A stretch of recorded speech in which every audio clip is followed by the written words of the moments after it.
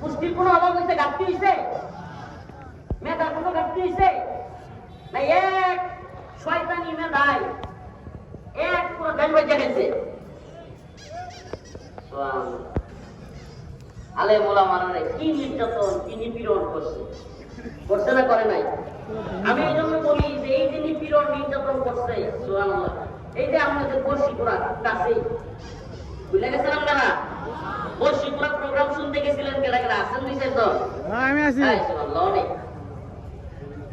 লুৎফর রহমান নামটা আমার মনে আছে। আমরা আসলে প্রতিশোধ করাই না, প্রতিশোধ করাই হইলে লুৎফর এখান থেকে গেছিল কলমাকান্দা 5 আগস্টের সময়, যখন সে কলমাকান্দায় আরে অভাব নাই পোলাপান, হুজুর আমরা খালি কলমাকান্দা গিয়ে ওরা পিটায়।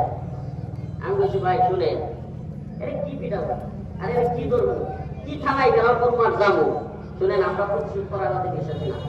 লুৎফর আমার মাইকটা দিছে, এমন অসংখ্য ওসিয়াত দিছি বা অনেক বড় বড় কর্মকর্তারা আওয়ামী লীগের সময় আমাদেরকে রিমান্ডে নিয়ে নির্যাতন পর্যন্ত করছে। কয়টাই করবা, এদের বিচার আল্লাহর কাছে দিলাম, আল্লাহ তাআলা এদের বিচার করবে। কথা বলেন না?